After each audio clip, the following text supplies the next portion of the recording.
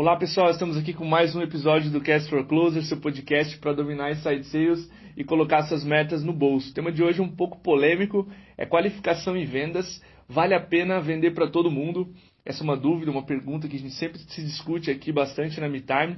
E a gente trouxe um especialista nisso, o André Perdomo. O André é fundador da Estúdio Vendas. Ele tem um background bem legal em inside sales. Ele vai contar um pouquinho pra gente. André, seja bem-vindo ao podcast, teu primeiro episódio com a gente. E fica à vontade para se apresentar.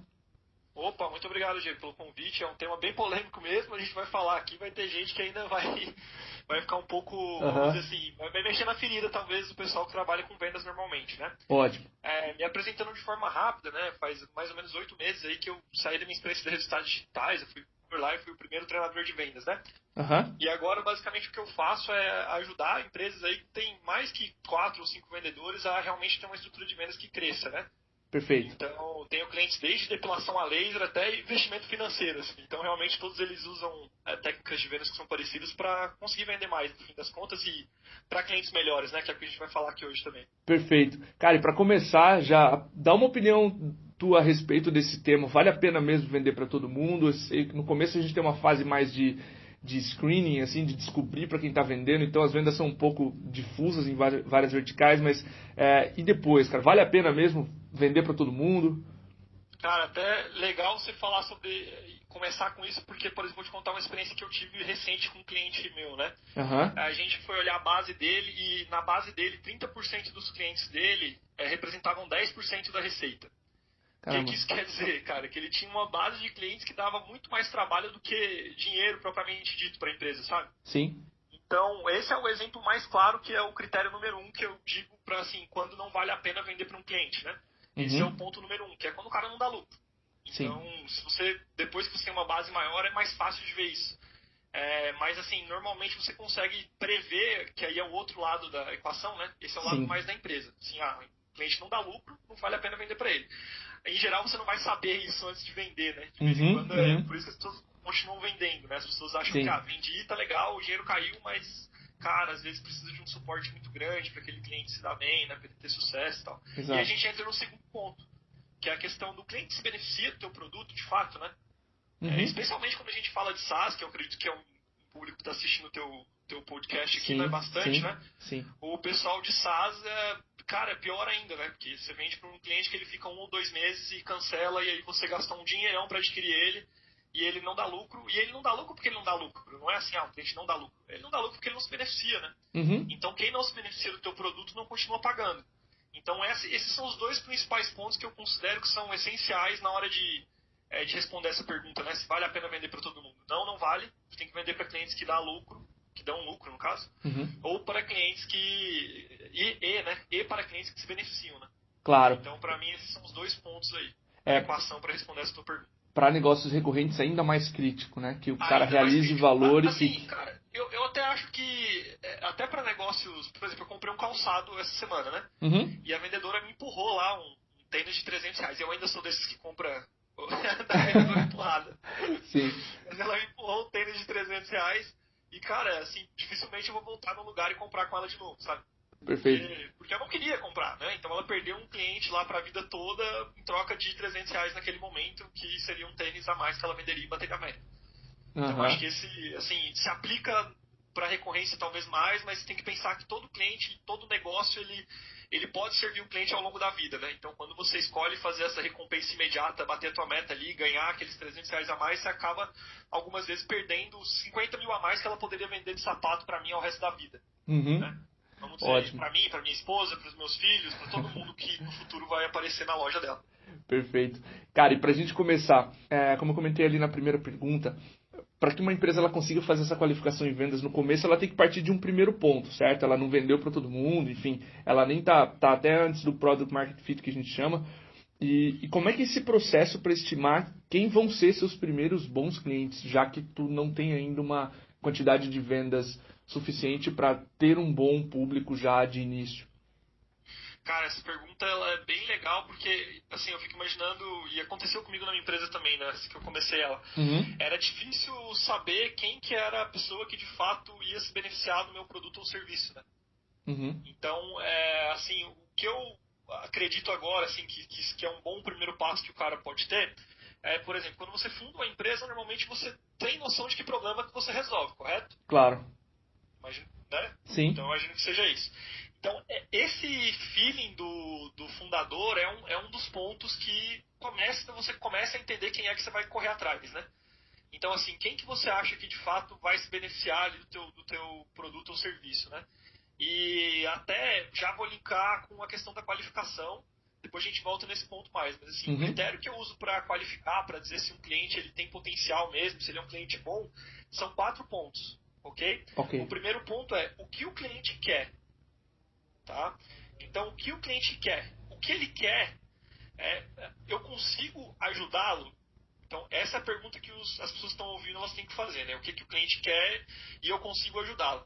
Quando o teu produto ele é muito inovador, coisa assim que foge muito do status quo, do padrão e tal, em geral o cliente não sabe que ele precisa daquilo. Sim, então, sim. esse é um desafio. Mas assim, você sabe que você resolve um problema, né? Você sabe que, cara, aquela pessoa específica tem um problema, ela tem um problema de talvez um processo que é ruim, talvez uma coisa que ela faça que tem baixa ineficiência, enfim, tem alguma coisa que moveria ela para resolver aquilo. Então eu começaria pensando por aí, né? Que aí normalmente é o feeling do fundador mesmo. Ele fala, cara, tem gente que tem problema nisso aqui, eu vou criar um produto para resolver isso. Mas esse é o primeiro critério.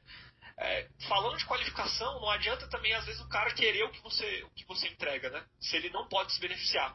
O exemplo mais claro que eu tenho para te dar disso é do meu cliente de depilação a laser, que as mulheres não conseguem fazer depilação a laser se elas tiverem pele escura ou se elas tiverem pelos muito claros. Então não adianta. O cliente pode pagar R$1 milhão para ele que ele não vai resolver o problema.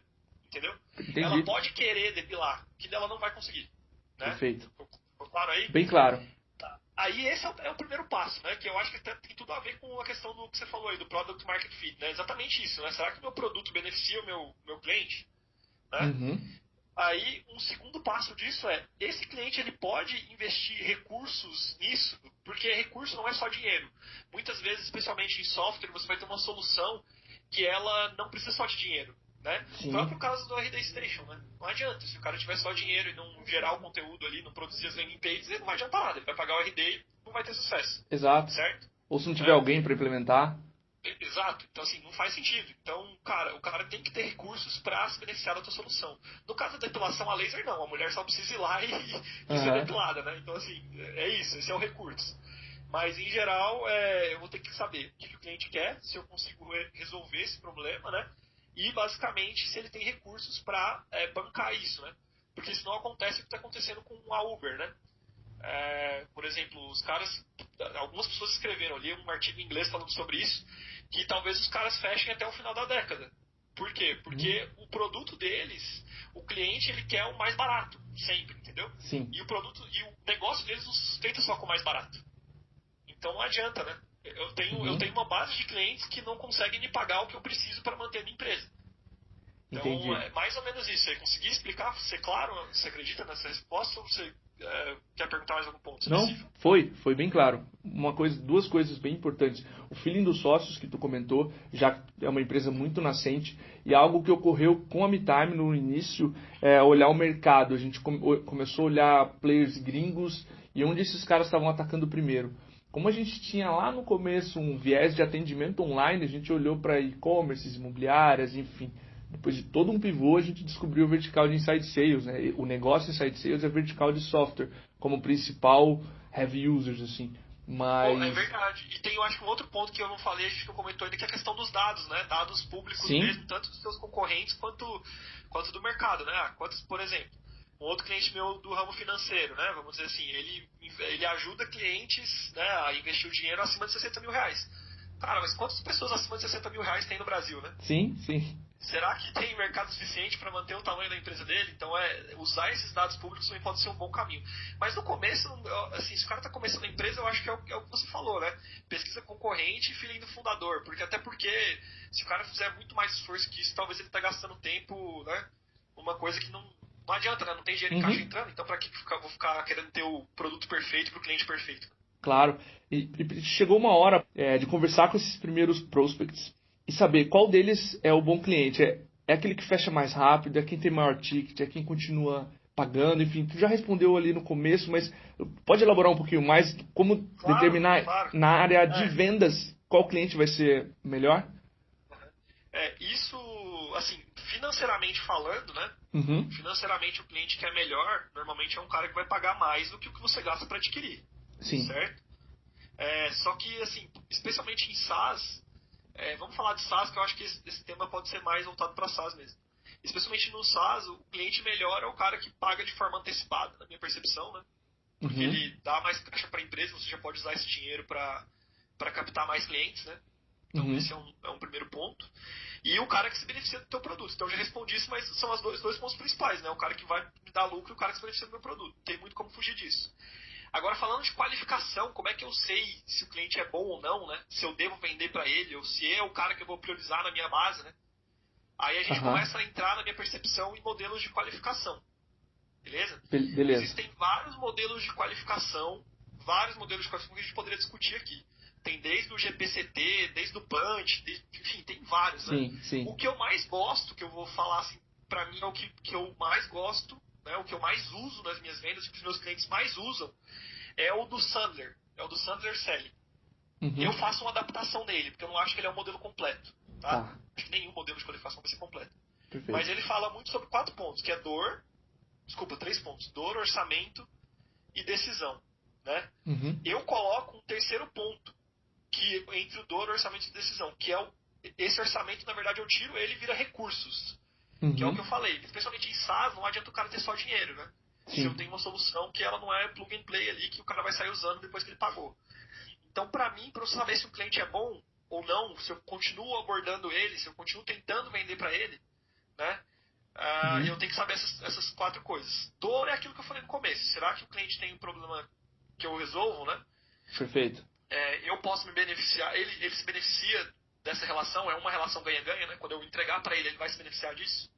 Recursos ele tem condições de usar a minha solução, né? Ele tem tempo, ele tem dinheiro, ele consegue pegar aquilo que eu vou oferecer para ele, ele consegue pegar o meu software da MeTime, por exemplo, no caso de vocês, ele consegue pegar o software e ligar para os clientes dele, né? Perfeito. Será que ele consegue de fato fazer isso? Às vezes não consegue, então não vale a pena você vender pro cara, se for esse caso. E depois desse ponto dos caras se beneficia, o cara ele tem como bancar isso. Porque também não adianta ele ter esses 3 pontos. Então você tem que ser claro com o cara. Cara, olha, a gente trabalha com empresas que, né, investem tantos reais por mês e tal, elas se beneficiam de tal forma. Tipo, isso é um problema para você? Né? Ser claro mesmo com o cara, entender se ele tem um recurso disponível para investir na tua empresa, né? E às vezes, assim, até falar um projeto valor ao longo do ano, né? Porque muitas vezes também em SaaS é uma solução que ela não é assim, o cara vai pagar mês a mês e ele vai ter sucesso no primeiro mês. Isso não acontece. Sim. Então já deixa claro pro cara o recurso que ele vai ter que investir nisso, né? Para ver se realmente ele tem potencial. E a última etapa é o critério de decisão, né? É assim, tá, ok, você tem um problema, você tem como se beneficiar, você pode pagar, o que falta para você, tipo, decidir, né? Colocar em prática isso que você... a nossa ajuda mútua, né? Porque no fim, não adianta eu ficar vendendo pro cara se no final ele opta por não tomar a decisão de compra. Porque Perfeito. tanto ele quanto você perderam tempo. Exatamente. Então, pra mim, esses são os 4 principais pontos que eu uso e assim, cara, e dá pra usar tanto com relação a investimento financeiro, até com relação a essa parte de depilação a laser que eu citei aí, né? E até SaaS também, eu tenho cliente SaaS, né?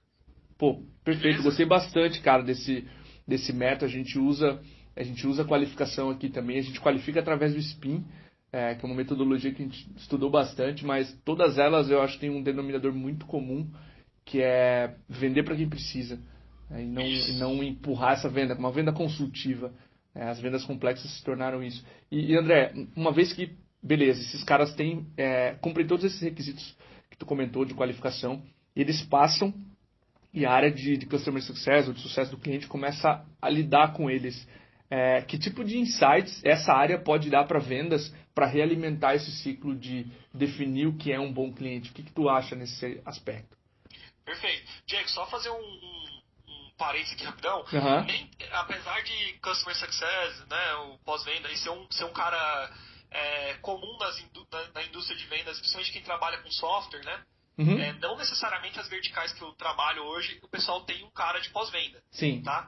Mas isso não significa que a gente precisa ter esse cara de pós-venda para a gente colher essas informações do cliente que a gente acabou de fechar para realimentar esse ciclo, que é o que você falou. Né? Legal. Então eu vou explicar aí, assim, ó, o que acontece. Você foi lá, você vendeu para o cliente, né? Esse cliente, ele vai... Cara, você colheu dele as informações. Então, você colheu qual o problema que ele tinha, né? Se ele tinha de fato recursos ou não. Você colheu lá a questão da decisão, o cara tomou, comprou, virou cliente.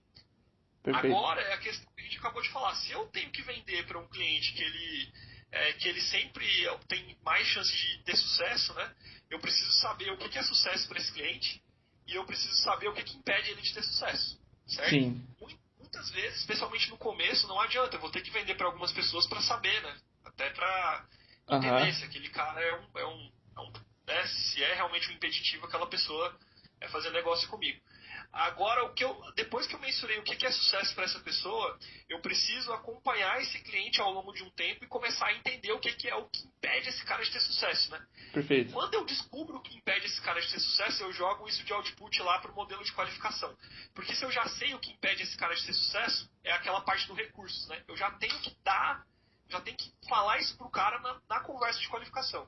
Então, se eu descobrir que para o cara ter sucesso, por exemplo, ele precisa ter uma pessoa dedicada no marketing, é minha responsabilidade como vendedor falar, cara, você precisa ter uma pessoa dedicada no marketing para fazer isso funcionar. Você tem? Sim. Total sentido. Então, eu já antecipo isso na venda. E sabe o que é mais legal? Você começa a ter menos objeções no teu processo de venda. Sabe o que eu tenho percebido? Que as objeções, normalmente, elas são consequência disso. Porque o cara que não tem uma equipe, o que ele vai pensar? Nossa, mas eu não tenho equipe, isso é muito complexo, meu Deus. Tipo assim, então a objeção já surge, porque ele já antecipa muitas vezes uma dificuldade que ele vai ter realizando aquilo que você falou, né? Perfeito.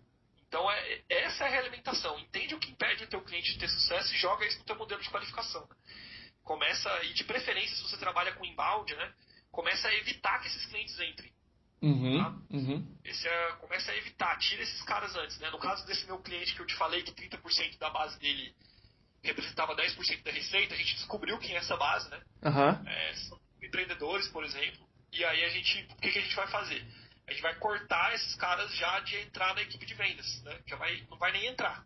Entendi. E a gente vai atender esses caras de forma automática, né? Sem muito touch. Então vai ser self-service, o cara pode pagar lá, pode se cadastrar, pode fazer, mas ele vai ser atendido de uma forma bem mais automatizada, né? Porque não faz sentido para a empresa. E para o cara também não, que ele tem altas taxas de cancelamento nesse segmento. Entendi.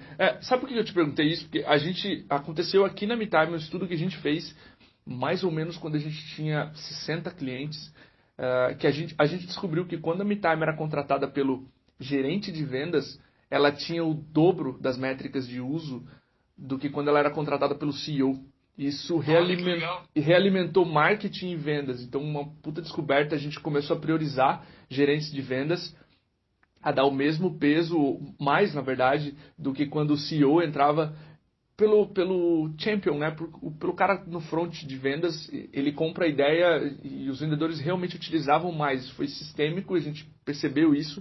E sempre me vem esse exemplo de CS, como tu pode olhar as vendas depois, uso, retenção, etc., e realimentar a tua própria área de vendas. Então, queria também ver o insight disso, mas show de bola. Casou bem, né? Cara, que legal esse exemplo, né? Esse exemplo de vocês é um exemplo, assim, é o estado da arte do negócio, né? Olha lá, cara, e eu acho que vocês nem tiveram, talvez, tanto trabalho para identificar isso, né?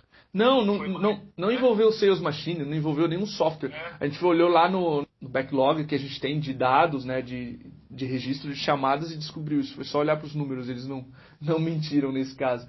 Mas, cara, uma vez que a gente definiu o que é esse bom cliente na perspectiva de vendas, CS, da empresa inteira como um todo, como é que a gente faz para replicar o maior número deles, cara? É seguir pelo mesmo canal? É dobrar o investimento no mesmo canal? O que tu acha aí nesse sentido? Essa já é uma pergunta mais afiadora. Vamos lá. Legal, né? Eu consegui vender pro cara, descobri que ele teve sucesso, né? Sim. Como que eu faço para chegar mais nesse cara?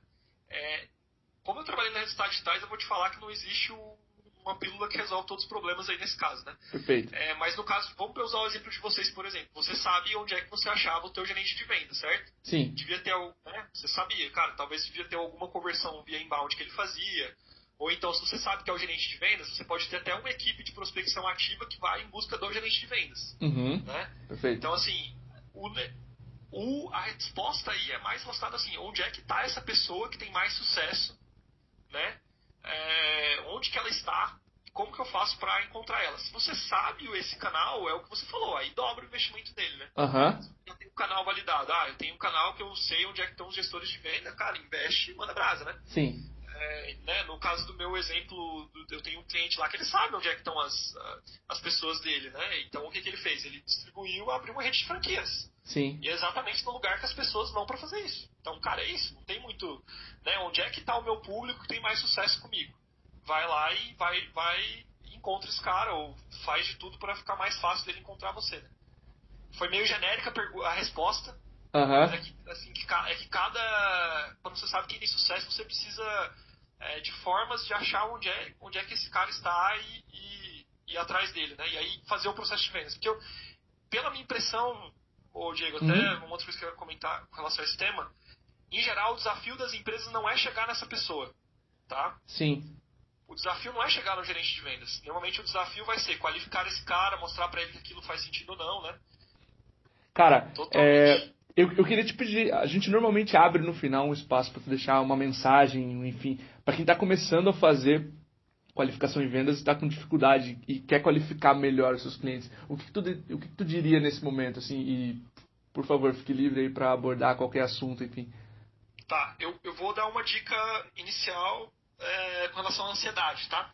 Fechado. Muita gente em vendas, na hora que está qualificando, ela atua como se fosse um cara querendo vender, e se o cara faz uma resposta que ele não está esperando, a pessoa tipo, já tenta lidar com a objeção. Tipo assim, vamos dizer que você falou com a equipe de vendas lá, você só vende para quem tem mais que 5 vendedores, né? Sim. Aí o cara falou que ele tem um vendedor. O que o vendedor normalmente fala? Não, cara, mas peraí, você não pode ter 5? Tipo, entendeu?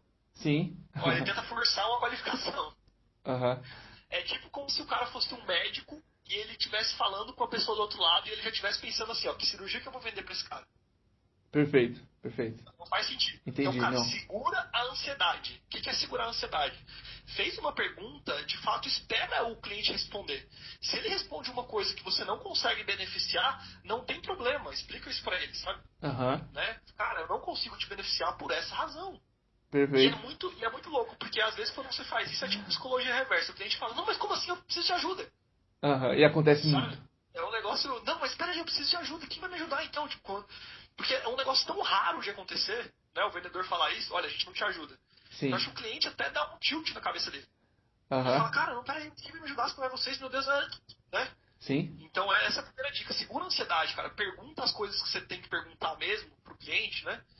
E escuta a resposta e, cara, se for uma resposta que você não consegue beneficiar, explica pro cliente que você não Paciência, consegue. exato.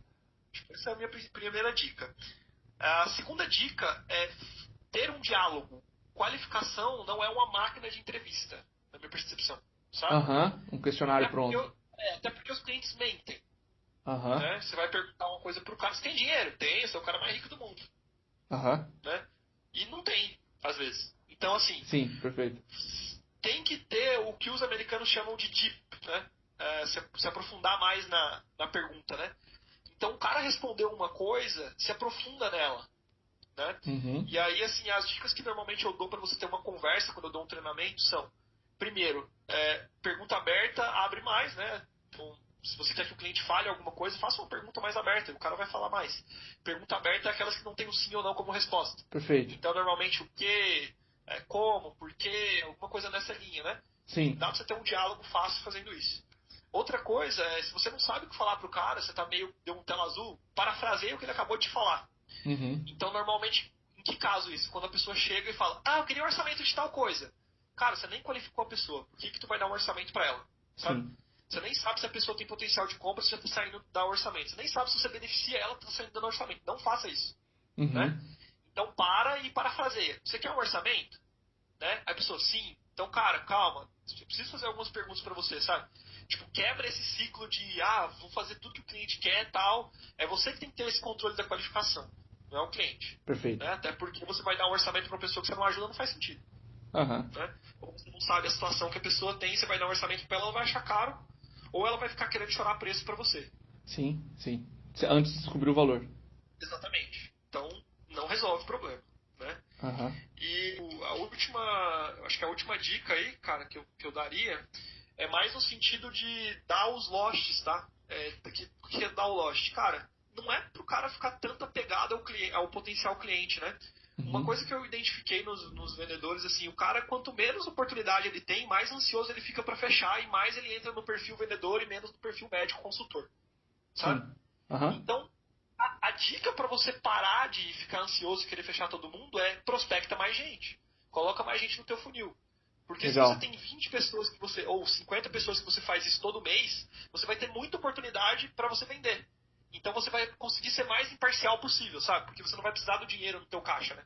Sim. Então sim, essa é a dica que eu acredito que seja mais relevante, assim. Porque quanto mais segurança, menos empurrativo você vai ter que ser, né? Perfeito. E como que você tem segurança com leads no teu funil, né? Um balanço. Então são essas... Oi? Um balanço adequado do número de leads, né? Exatamente. Então, Perfeito. E assim, se você tem 10 caras avançados lá que podem comprar teu produto, cara, você vai querer ajudar ao máximo esses 10, né? Uhum. E você vai perceber, cara, ok, se eu fechar 3 desses 10 tá bom, por exemplo, às vezes, né? E assim, aí eu não vou precisar ficar empurrando pro cara porque não faz sentido, né? Porque a gente acabou de falar desde o começo desse podcast, empurrar um negócio que não faz sentido, especialmente em SaaS, que o cara vai cancelar depois. Perfeito. Ótimo. Beleza? Ótimo. Foram essas 3 dicas aí. Legal. André, gostei muito do podcast. Obrigado pelo tempo, por tirar esse tempinho aí para conversar com a gente. Opa, eu que agradeço pelo convite aí. Foi bem massa o papo mesmo. Show de bola. É isso aí, pessoal. Um abraço e até a próxima.